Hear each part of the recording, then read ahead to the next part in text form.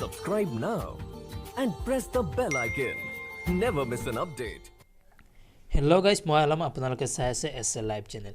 বন্ধুসকল আপোনালোকৰ মাজত আজি এটা নতুন টিপছ লৈ আহিছো যেটো ফেসবুকৰ বিষয়ে। তো বন্ধুসকল আপোনালোকে ফেসবুকত নাম কেনেকৈ চেঞ্জ কৰিব তো সেই বিষয়ে আমি আলোচনা কৰিম।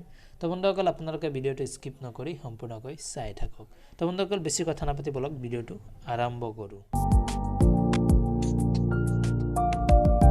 ফেসবুকটো ওপেন কৰি লব, লোৱাৰ পিছত ইয়াতে চাইছে ওপৰত 3 লাইন আছে।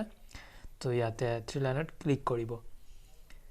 তো বন্ধুসকল ক্লিক কৰাৰ লগে লগে এনেকুৱা এটা পেজ আহি যাব আপোনালোকৰ সন্মুখত। তো ইয়াত অকমান তলফালে আহিব, অহাৰ পিছত ইয়াতে সেটিংস এণ্ড প্ৰাইভেচি বুলি অপচন আছে। তো এই চিনটোত ক্লিক কৰিব। তো ক্লিক কৰাৰ পিছত ডাইৰেক্টলি সেটিংসৰ অপচন এটা আহিব। তো এই সেটিংসত ক্লিক কৰিব। তো বন্ধুসকল সেটিংসত ক্লিক কৰাৰ লগে লগে আৰু এটা এনেকুৱা পেজ আহি যাব আপোনালোকৰ সন্মুখত। তো ইয়াতে পাৰ্সোনাল ইনফৰমেশন বুলি আছে। তো এই ইয়াতে ক্লিক কৰিব।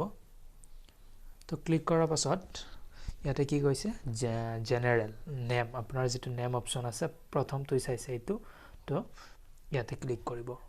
তো ইয়াতে ক্লিক কৰাৰ পাছত যেটো ফেসবুকৰ নামটো চেঞ্জ হ'ব এইটোৰ পেজটো আহি যাব। তো ইয়াতে কি কৈছে নেম, তো আদাৰ্স নেম বাৰু এটো নালাগে, আপুনি যদি নাম চেঞ্জ কৰিব বিচাৰে তো ফুল নেম এইটো বাৰু ইয়াতে ক্লিক কৰিব। চেঞ্জ অৰ্ডাৰ অফ নেম ইয়াতে ক্লিক কৰিব। ইয়াতে ক্লিক কৰাৰ পিছত অপচন আহিব। তো ইয়াতে আপোনাৰ যেটো নাম ইচ্ছা সেইমতে বহুৱাই ল'ব। লোৱাৰ পিছত আপোনালোকে কি কৰিব, আপোনালোকৰ ফেসবুক যেটো পাসওয়াৰ্ড এইটো বাৰু লাগিব। তো ইয়াতে বহুৱাই লোৱাৰ পিছত ইয়াতে to Facebook this setting please enter your Facebook password. তো ইয়াতে ফেসবুক পাসওয়াৰ্ডটো বহুৱাই ল'ব। আপোনাৰ যেটো ফেসবুক খুলিছিল প্ৰথমতে সেই ফেসবুক পাসওয়াৰ্ডটো বহুৱাই লৈ সেভ চেঞ্জ বুলি ক্লিক কৰিব।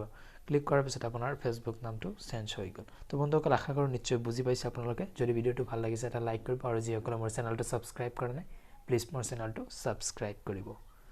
ধন্যবাদ।